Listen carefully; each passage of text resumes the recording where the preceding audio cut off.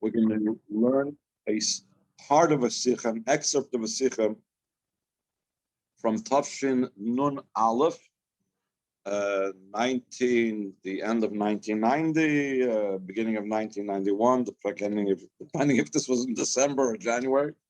And the Rebbe spoke very powerfully about the strength that we derive, the Chazak v'nis Chazak, that we derive from Yaakov's being alive, Veyechi Yaakov. And this is going to be like the main point of what the Rebbe is going to say. The Rebbe is going to say, there's going to be a lot of details, so I'm going to just give you like the overview over here, where he's going with this. He's saying, the end of this is the ultimate Chazak v'nis Chazak, the strengthening ourselves that we say at the end of this week's Parsha, and the fact that it comes out specifically in Veyechi Yaakov, everything is coordinated. It just doesn't happen to be, Veyechi happens to be the last Parsha, and always the last Parsha of a Chumash. That's the one that we say Chazak v'nis Chazak. No, it's specifically the strengthening, especially the strengthening that comes in a time of Golus, comes from the fact that Yaakov is alive. And why is Yaakov alive? Because his children are alive, meaning that all of his children are connected. And regardless that some may not seem that they're connected, some may not seem to be Zari B'chaim, but in truth, Torah says all of Yaakov's children, every single Jewish child, every single Jewish person is connected with life and is alive, and therefore that ensures that Yaakov is alive, and that strengthens us and empowers us even in the time of Golus, that we have the strength and the power to overcome all types of obstacles. Obviously, this is a matter of Simcha and B'tachon of Hashem. The Rebbe is also going to bring in an interesting thing of Yosef as well is present with us, and Yosef being present with us empowers us as well. Okay, so let's read what the Rebbe says inside. Aleph. Siyum v'chaysim Sefer Bereishis, Sefer Rishon Shabbat, the conclusion and the seal of the Sefer Bereishis, Sefer Rishon Shabbat, the first of the 5 Sfarim, the first of the 5 books of the 5 books of the 5 Chumashim.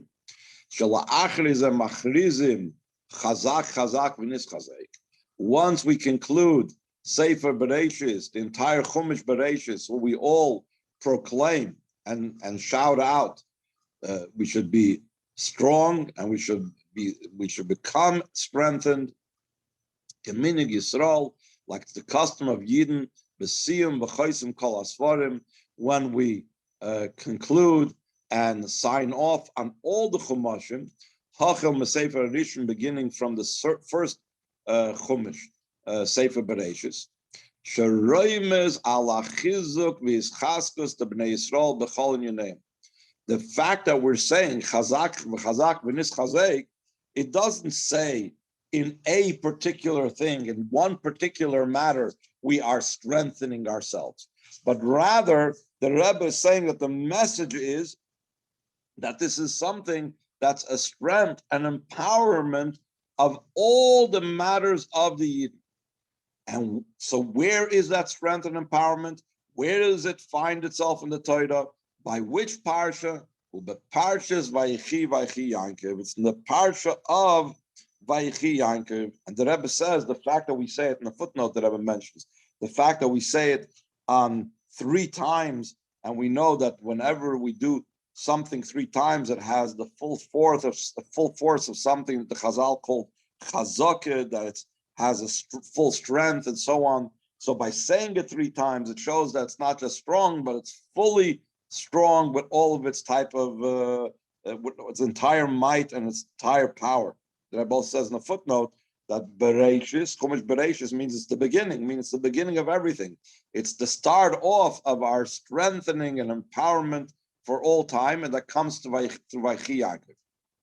So the Rebbe says, he's going to explain that Yaakov had something unique, that because of that uniqueness, Therefore, it says by him the idea of Veyechi.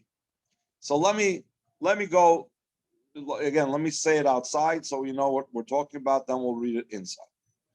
The Rebbe is going to explain that the Chazal derive, and there's different ways how we can derive it, that Yaakov Avinu did not pass away. And this is something unique. It doesn't say that by Avraham Avinu, it doesn't say it by Yitzchak Avinu, it only says that by Yaakov. Why? So actually, Rashi by us says a reason why Yaakov Avinu loimeis, because actually, if you look in the Parsha and it speaks about Yaakov Avinu's passing, it says, Vayigva, and he expired, Vayosef el Amav, and he was gathered to his nation. By Avraham Avinu, it says, Vayomas Avraham. Avraham Avinu passed away. By Yitzchak, it says also. By Yaakov Avinu, it doesn't use the term Misa. So Rashi on Chumash, Rashi on the Pasuk right away says, Yaakov Avinu loimeis. He didn't pass away. The Chazal say a similar idea, that Yaakov Avinu did not pass away, but as we'll soon see, they learn it out from a different pasuk, from a nevuah of Yirmiyahu Hanavi. So let's see as the Rebbe explains this. The idea behind this is Yaakov, concerning Yaakov Avinu, we find an advantage and a quality and something greater even over Avraham and Yitzchak. Like it's brought down the Gemara, Yaakov Avinu loimes, Yaakov our father did not pass away. So the Gemara challenges that and says, what do you mean? Yaakov Avinu did not pass away? Did they embalm him? I'm sorry, did they eulogize him for nothing? Did they wrap him up in tachrichim and so on and embalm him for nothing? The cover of Kavrayan, did they then bury him from nothing? How can you tell me a Yaakov Avinu did not pass away? The whole Chumash goes on and says how they eulogized Yaakov and how they private Chanita and how they buried him. So the Gemara responds, Mikra ani doirish. This is a pasuk. I know this from a pasuk. So don't tell me what you see, like the Rebbe Sugya say, regardless of what appears to our human eyes, the facts remain as Torah establishes it, as Torah says the ring. And Torah says that he's still alive. Like it says in Yirmiyahu Hanavi, Va'ata al tira avdi Yaakov ne'um Hashem, and you do not be fearful, my servant Yaakov. Va'al techas Yisrael, and Yisrael do not have a fear as well, like techas from the word chitas, fear. Ki hineni Mashiach merachai. Behold, when Mashiach comes, I will save you from afar.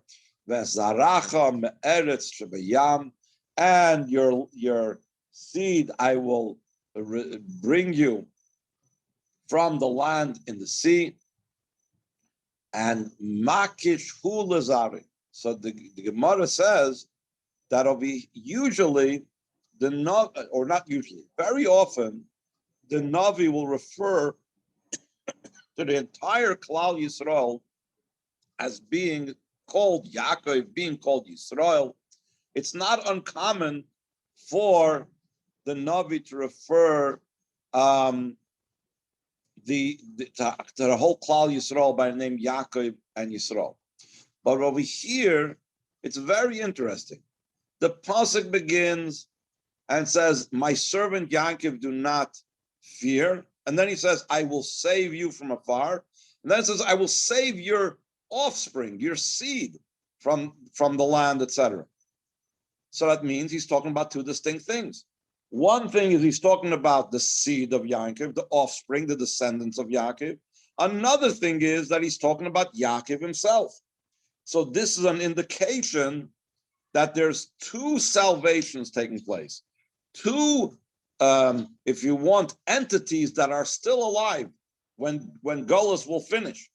There will be the children of Yaakov that need to be saved, and there will be Yaakov himself will need to be saved. The Gemara goes on to say, that we see from this pasuk that he compares Yaakov to his offspring. And therefore, here's the famous statement that Rebbe always likes to quote, Ma zari b'chaim afhu b'chaim. Just like his seed, just like his offspring are alive, so too Yaakov Avinu is alive. Vayechi Yaakov lived. Chayhu la'olam, he lives forever.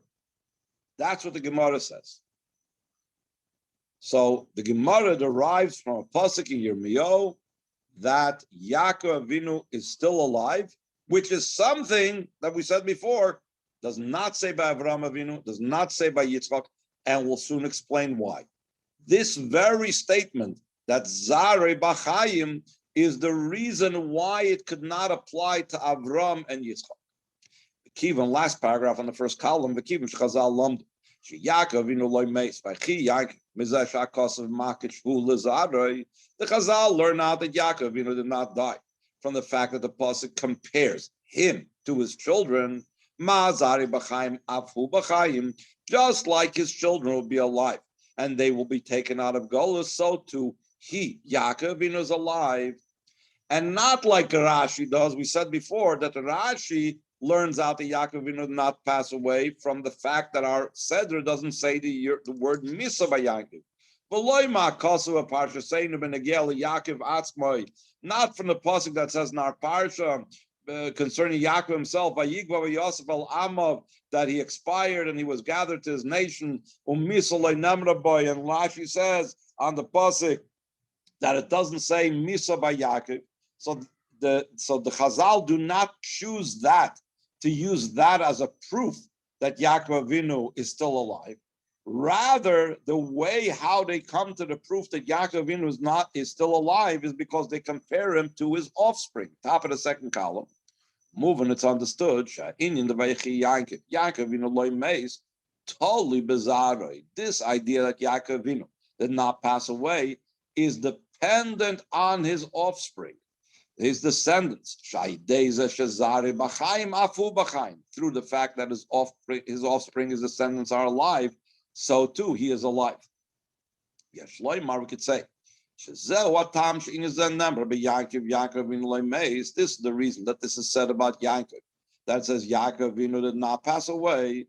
Why Taka doesn't it say by Avram and Yitzchak? Why doesn't Avram and Yitzchak have this great quality of being still alive till all throughout time? So the Rebbe explains, Kizari b'chayim shayich b'Yaakov shezari b'shleimus mitosei shleima. The fact that we say that his children are alive, that's the reason why Yaakov Avinu was alive, is only applicable by Yaakov, because Yaakov Avinu's children was complete in the expression of Chazal that his bed was complete, meaning all of his children were on the right track. All the children were following what they were supposed to do. As opposed to Avram Avinu and Yitzchak Avinu, that even though they were great tzaddikim and so on, but they could not say on their children Zarei B'Chaim, because Avram Avinu had a Yishmael, Yitzchak Avinu had an Esav, and therefore, since there was no complete Zarei B'Chaim, since one of their children was not the way it was supposed to be,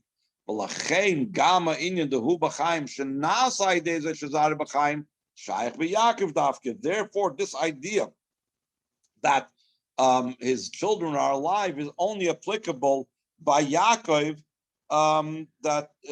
because only Yaakov had his children the way they're supposed to be. So now he's going to explain why is it necessary for the children to be the one to impart that in Yaakov. What is it that the children bring about that when the children are all alive, so then that brings about that by Yaakov should be alive. Whereas by Avram and Yitzchak, since some of the children was not the way it's supposed to be, so they could not have the idea of being alive always. So the Rebbe explains, the explanation this is, the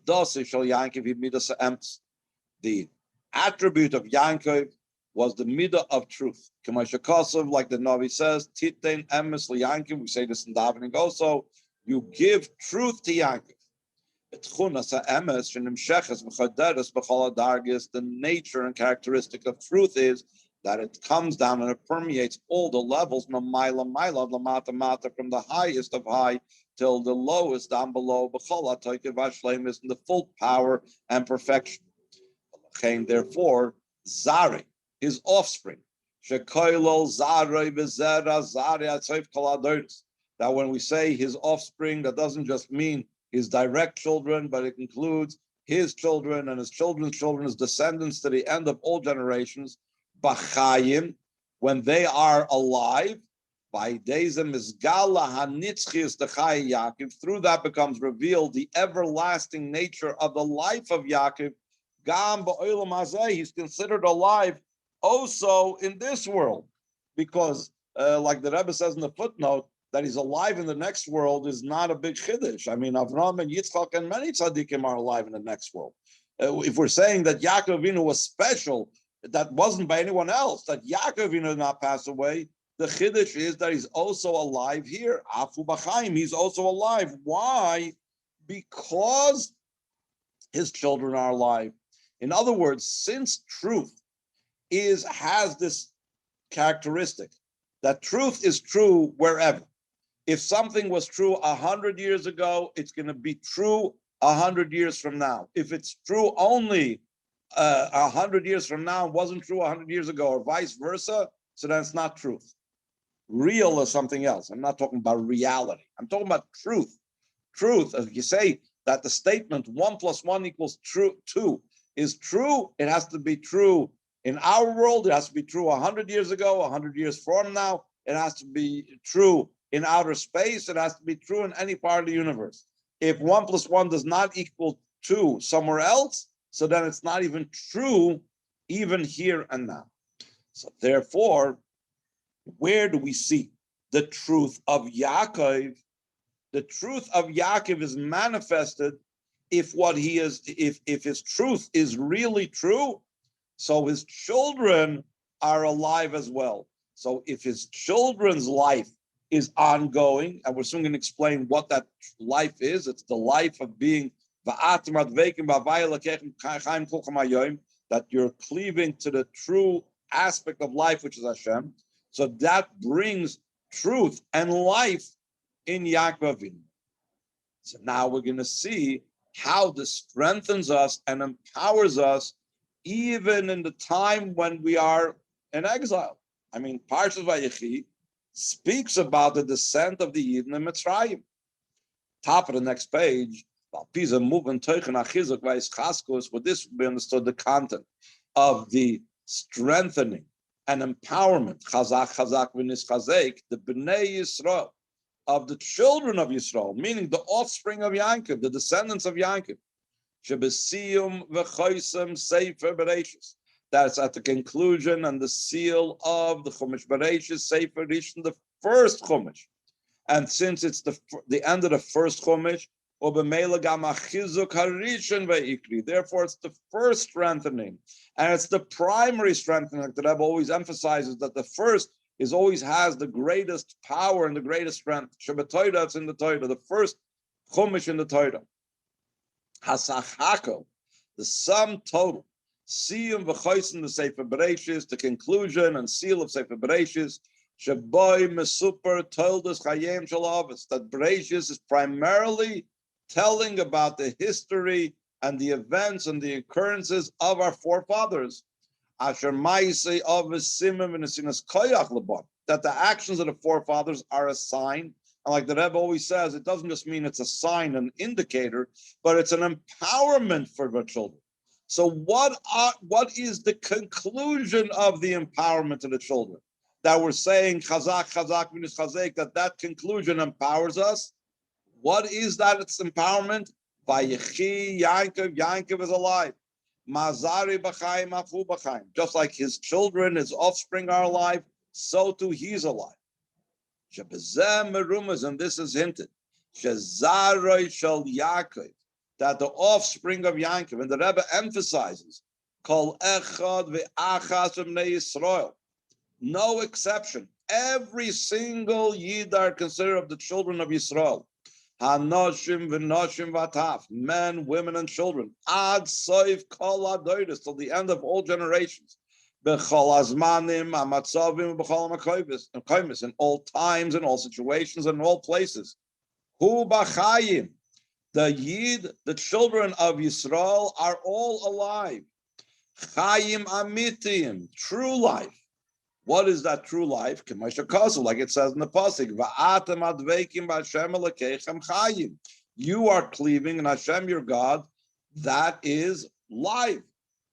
And how do we cleave to Hashem, which is life? Aidei Torah, through His Torah, known as Torah's Chaim, the Torah of life. And also the mitzvahs of the Torah, aleim nemer v'chai behem, that concerning the mitzvah of the Torah, it says, you shall be alive with and through them, that they enliven us, and that gives us life.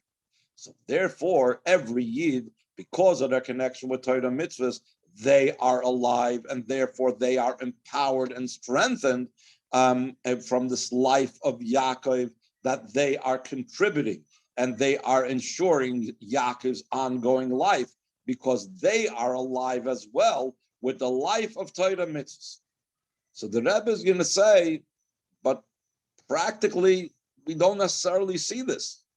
Practically, I look around and I see not necessarily every Jew is the way it's supposed to be. Seemingly, there's a room for a question.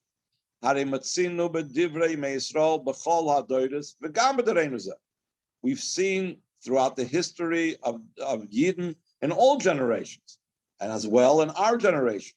Sheyesh kama b'nei Yisrael shel loyroim etzlam begoli hanhoge al pi ha'torah mitzvahs b'chaya yom yom. We do not see by them openly the way how they're acting according to Torah mitzvahs in a day-to-day life. V'im kein eich oimrim shezarei kol zarei b'chaim. How do we say, if we don't see people involved in Torah mitzvahs in their day-to-day life, how can we say that the offspring and the descendants of Yaakov, we said before, it doesn't just mean some of his descendants.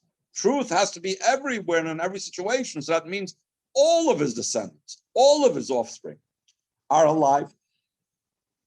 How can we say that they're alive if seemingly they don't have that connection with Alikim Chaim, because they don't have the Torah's Chaim and they don't have the mitzvahs that's V'chai B'hem? So what are we saying? That we have the life of Yaakov always here. Now, in other places, the Rebbe may say an answer that we say that afilu, even those that are empty amongst the Yidden, even those that are far from Yiddishkeit seemingly, even those are rekonim shalbach, that the people that are empty amongst you, etc. Even them, it says maleyim mitzvahs kerimim, that they are filled with mitzvahs like a pomegranate. So that's the Rebbe a lot of times brings as an example, and he says they are filled with mitzvahs. For whatever reason, the Rebbe doesn't use that particular Maimer Chazal. Maybe in one of the footnotes he brings it down later, I'm not sure. But here he approaches it in a more, you have to look at things, you have to dig beneath the surface. Don't just look at superficiality. The response to this problem and this question, how is it that we're saying all of Yaakov Avinu's children are alive and cleaving to the living God through the living Torah and living mitzvahs, when we don't see that necessarily throughout history and in our generation, that all Yidden are holding by that level? And the response to this is explicit in the words of the Gemara. After the Gemara states that Yaakov Avinu did not pass away, the Gemara itself had questions. Let's look at what we see. Did they then eulogize him for nothing? In other words, the Gemara says, let's look at the facts. Let's look at what we see. The Gemara asks, how is it possible to say that Yaakov Avinu did not pass away? Top of the second column,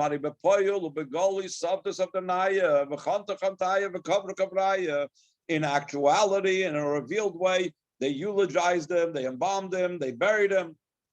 So the Gemara says, don't fool yourself by what you see. The response and the answer for this is, Mikra ani doiresh. I derive this from Torah. Torah says this. Shenemar, as it says,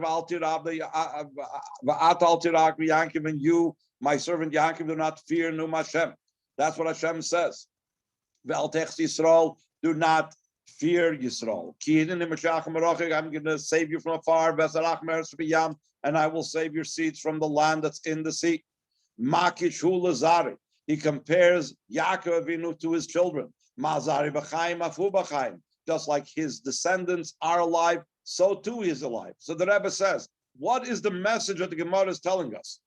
Don't look at what you're seeing. Look at what Torah proclaims. This means to say,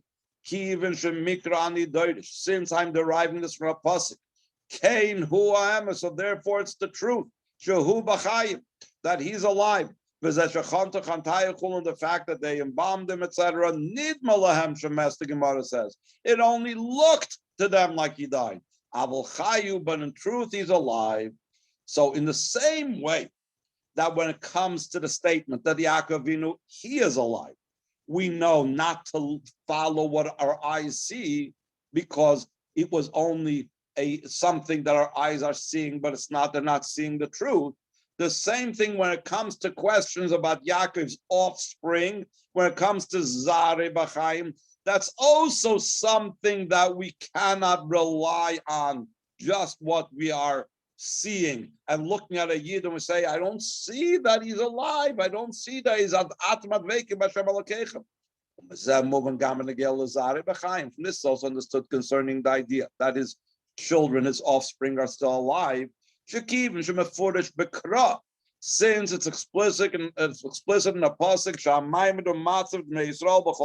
and the state and situation of the Yidden and all the generations is until the final generation of the exile. Then that final revelation, generation of the exile will be fulfilled the promise. That I will say Mashiach Merachik, here I will save them from afar, and your children from the land that's in the sea. Uba is in such a manner that his offspring is alive. Surely that's the way it is in truth.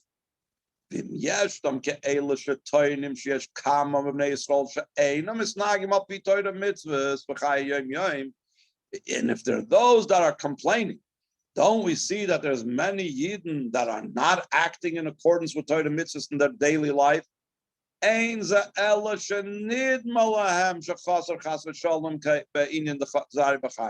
It only seems like that it's lacking, heaven forbid, in the idea of his children being alive. But in truth is that his children are alive. This and even more so. Since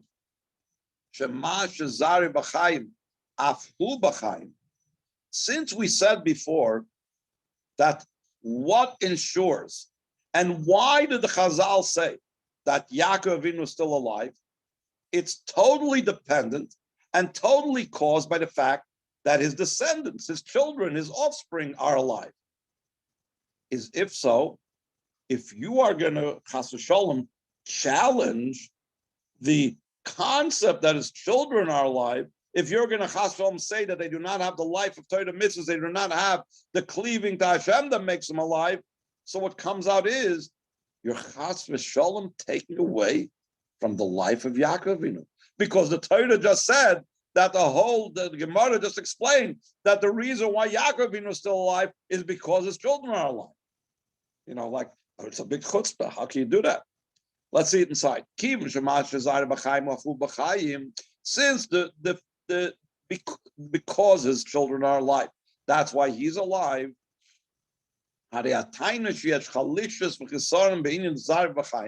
This complaint that there's somehow a weakness and a deficiency in how his children are alive, we could say, even if you say only one, Only one of his offspring. You can say all the millions of Yidden are doing perfect, but one is not doing perfectly. He pegia rachmana litzlan ba'inyan dehu b'chaim diyankim. So it's chas v'sholem, heaven forbid. You're touching and damaging chas v'sholem the idea that Yaakov is alive and in the life of Yaakov. So the Rebbe just proved that it is that way, that it must be that his children are alive despite what we see. And he brought it from the Gemara, and he brought the proof because then it's going to chas v'sholem impact Yaakov Avinu's life. But the Gemara said that he is alive. So obviously the case is that regardless of what we see with our eyes, Yaakov Avinu's children are alive. But the question is, how do we reconcile the two? How do we go ahead and say Yaakov Avinu's children are alive, which depends on being cleaving to Hashem and being with a life of Torah mitzvahs? If L'Poel, I see many Yidden are not seemingly doing so. So Rebbe begins to explain, the explanation behind this is, in every situation and state, his children are alive. And through that also he is alive. How can we understand it? Alpi Maimer Azal, according to the Maimer Chazal, Afapi Shechata Yisraelhu. Even though they sinned, he is Yisrael. And the Rebbe in the footnote says, Yisrael is not just any name. It's the quality name of Yaakov. It shows about how he overcomes all obstacles, how he fought with the Malach of Yaakov. And he has this very high level. So the Chazal say, whatever a Yid does, he's still Yisrael. In the Rambam, like the ruling of the Rambam that the Rebbe often brings, top of the next page. Someone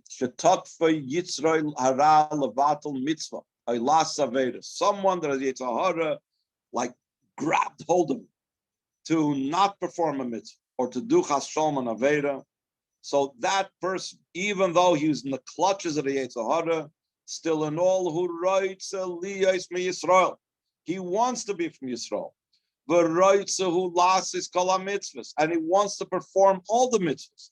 And he wants to distance himself from the avedas.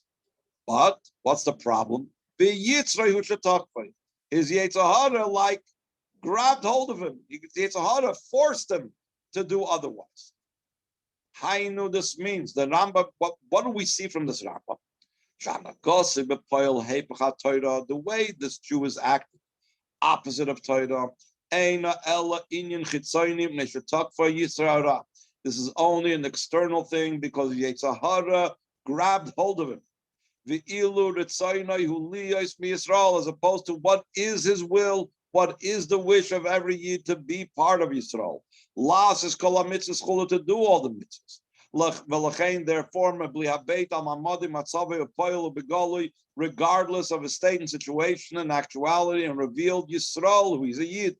He has a connection with the entire Torah, as we know that the word Yisrael is Rosh Tevis, the Rebbe says in footnote 30. That every Yid, all the 600,000 general neshamas, each one has a connection with another letter of the Torah. How do we also see that every Yid has a connection to the entire Torah? It says Torah tziva lanu Moshe Ma'irasha kilos Yaakov. What does it mean, Ma'irasha?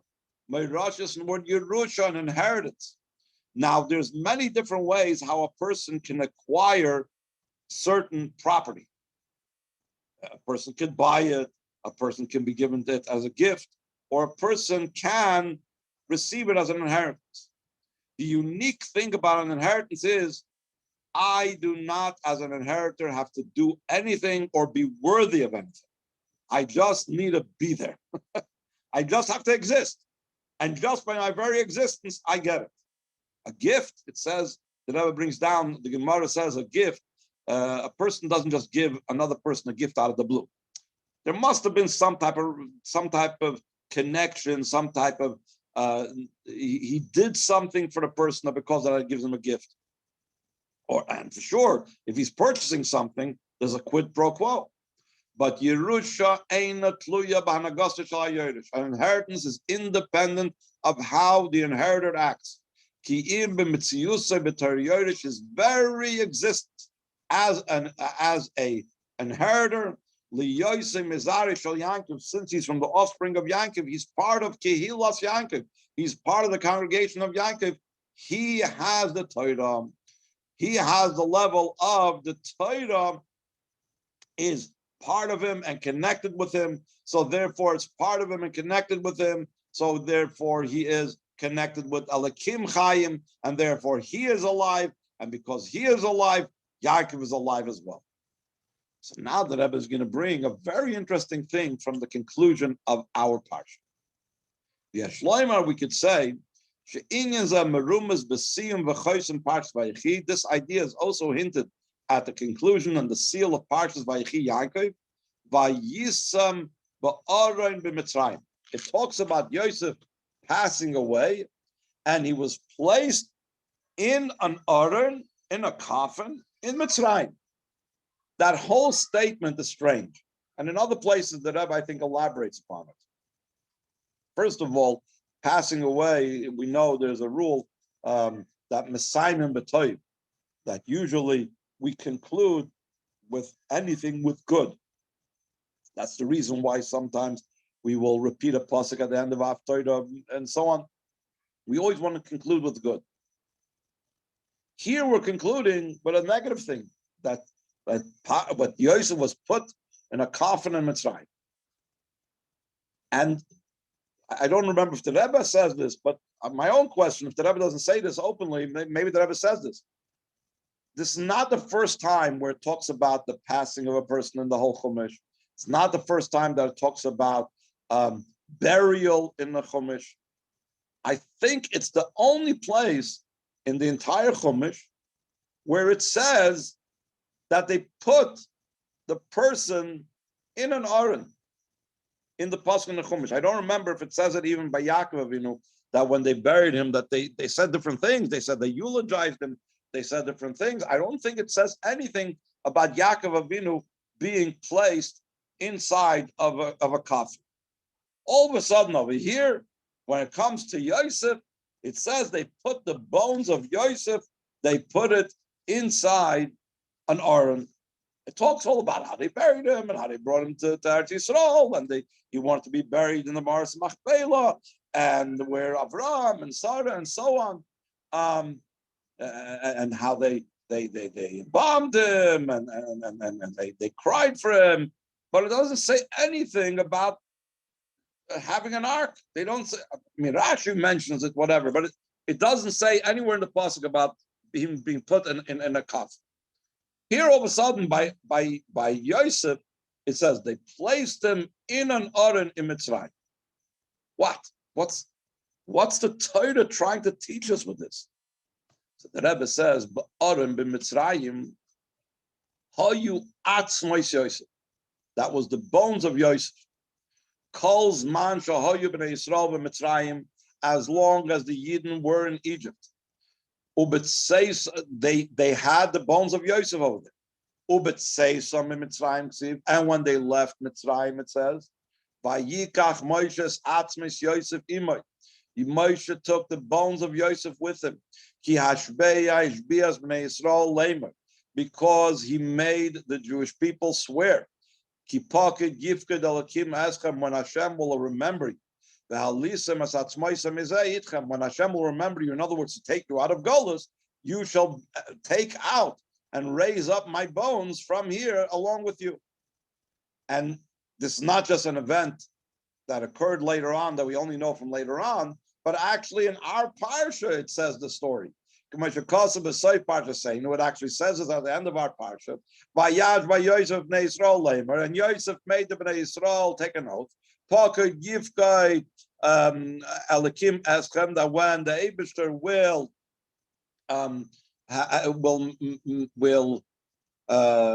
remember you to take you out of Mitzrayim. So the aron of Yosef was with them all the time. The bones of Yosef was with them all the time. So the Rebbe is now going to explain in the top of the second column the significance of the bones of Yosef being with him. Yes, we could say, in a way of remez. In other words, it's not the pshat, obviously.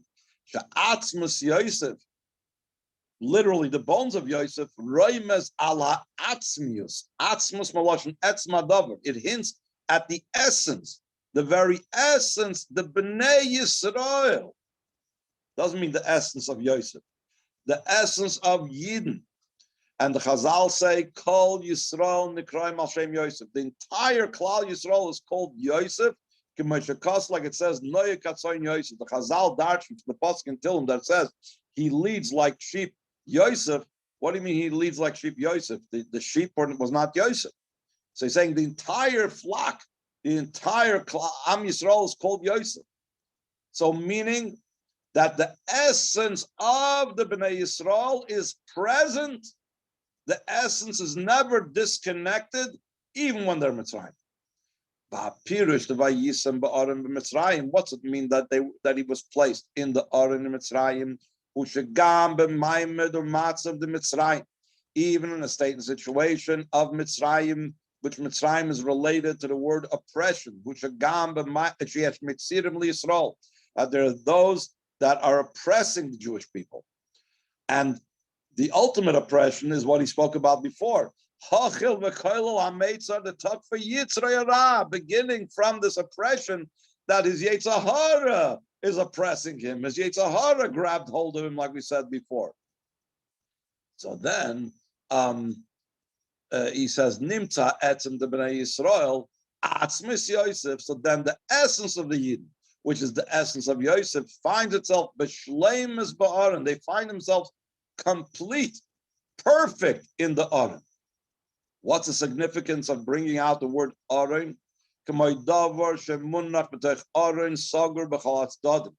Like something that's lying in a box. That's the literal meaning of Aron in Lashon Kodesh. Any container, we call an Aron Kodesh, we call an Aron, we call the Aron that had the luchas in it, we call an Aron, and we call where Yosef's bones were, we call an Aron. There was a container. And what type of container? What's the significance of a container? It's called an Aron. It's closed, mikol atzdadim, meaning sheshum davar eine yachol of goyabay. Nothing can touch him. In other words, nothing can touch the essence of a Yid. That's what it means that the bones of Yosef, meaning the essence of Klal Yisrael, who are called Yosef, is lying complete and whole in a protective box.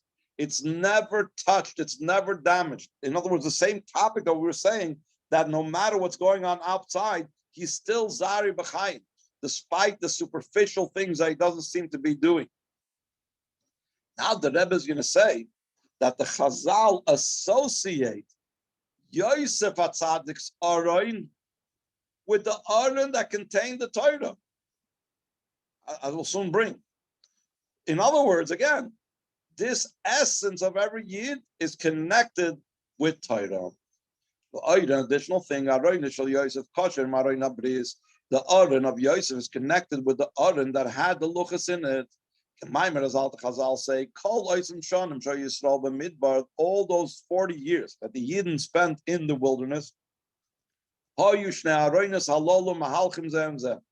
that these two boxes, if you will, these two Arons were going alongside with each other. There was the Aron of Yosef HaTzadik, and there was the Aron that had the luchas. So the Chazal make a comparison between them. Why? How do you put that together? Here was the Aron of Yosef's bones. Yeah, Yosef was a great tzaddik and so on. And here you're talking about the Aron that had the luchas that came down on Har Sinai. How do you put these two things together? So the Rebbe says, we can say the hint by this is,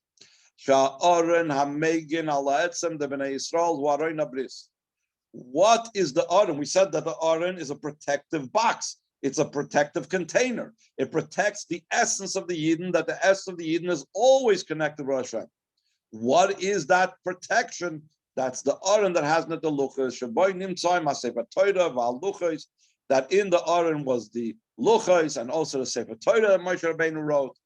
Choros al luchas, engraved on the luchas, and the Rebbe always speaks about the idea of engraving shows on a very strong bond. Letters of engraving, that they are out of the stone itself. They are considered entirely one thing with the stone with which it was engraved in, until one cannot separate between them. So that's the message of the luchos, that just like the letters that were engraved on the luchos are not something separate from the luchos, the same thing, the Yid's connection with Torah and the Yid's connection with Hashem is like an engraved thing that cannot be separated, cannot be erased. This means the connection and the bond of a Yid with Torah, it's in such a way that the Torah is engraved in and becomes one with him as entirely one being, regardless of what his revealed state and situation is. Even when his connection with the ark is concealed. This is the Rebbe says in the footnote, this is similar to where it says that after the destruction of Beis HaMikdash, the Aron was not destroyed, it was hid. It's still there in the place of the Beis HaMikdash, but it's hidden underground. So that indicates that every Yid has this hidden connection with the Aron. It's impossible, just like engraved letters, it's impossible to separate a Yid and the Torah. Since this is his true being. Like the expression of the Zohar, Yisrael, Yisrael, Torah, and Hashem, Kul Lachad is entirely one. In other places, there's an expression that they bond with each other, that the Torah and the Yidden and Hashem are bound up with each other. But the Zohar says a different expression. They are entirely one, meaning they don't need to be bound up with each other. They are essentially one thing. Top of the next page.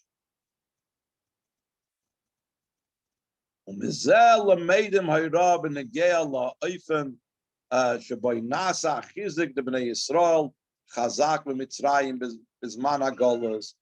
From this we learn out the way how it has to be the strengthening of the Yidden, which is the Chazak that we say at the end of this week's Parsha, how they have to be strengthened when they're in Mitzrayim in the time of Golus, like Chazal say, Kol Malchus Golus Nikros Hashem Mitzrayim.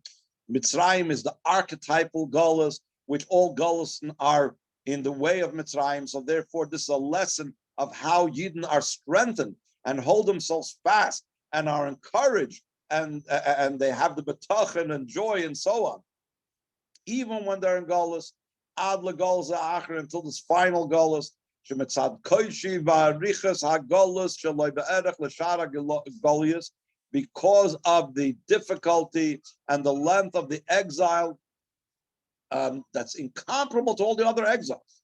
Historically, you look at it, Golus Bavel was 70 years. Golus Mitzrayim was 210 years. The time when the Greeks ruled in Eretz Yisrael was also somewhere around 200 years or so. All of a sudden, our exile after the destruction of Beis HaMikdash is 2,000 years. It's incomparably longer and therefore incomparably more difficult. Therefore, we need to have much more greater strengthening. The strengthening of the Yidden in the time of Golus. How does that come about? That comes about through proclaiming that Yaakov is alive. Yaakov did not pass away. Just like his children are alive, so too he is alive. Meaning, how do we ensure the life of Yaakov? How do we ensure our strengthening in the time of Golus? By emphasizing how every Yid is connected with life, connected with Torah, and therefore giving Yaakov life. What does it mean to proclaim Veyechi Yaakov? Where and how do we proclaim Veyechi Yaakov? When we emphasize the true quality of every single Yid, Zare Shal Yaakov, the offspring of Yaakov, Mitzad Mitziyusei Shal Yisraelu, because of his very existence that he's a Yisrael, that we say, look how wonderful this Yid is. He's just wonderful because he's a Yisrael. That itself, that's enough. That's powerful enough to give us the encouragement and the strength to withstand the Golus. Shalachein, therefore, regardless of his state and situation in a revealed way, we are able to, and therefore we must reveal his true quality. It doesn't mean that because of everything we just now said here, that every Yid is Yisrael and every Yid is alive and every Yid is adding to the life of Yaakov. Therefore, we can let that stay dormant and concealed. No. Because of this, we have to know how we are able to reveal this. And we have to reveal this. How do we reveal his true connection? How do we show that he's Yisrael? How do we reveal that he's alive? Through his doing Shuvah, V'yikayim, HaTorah, Mitzvah, Ma'aser Poel, and he fulfills the Torah and its mitzvahs in actuality. So then we are revealing the life of every Yid, and therefore the life of Yaakov.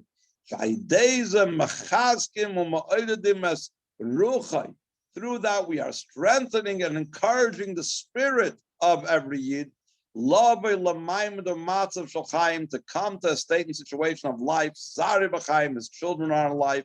Amitim, true life, that should be gam b'poel b'golui, also in actuality, and it should be in a revealed way. So this is the strengthening that we have now in the time of Golus, that we are able to overcome all these difficulties of Golus by knowing and realizing how Yaakov is alive, by recognizing how every Yid is alive, and therefore it's very easy to bring it out in every Yid, their true life, their connection with Torah, and that enables us to stand strong and fast and in a joyous way, in a petachim way, even in the time of Golus.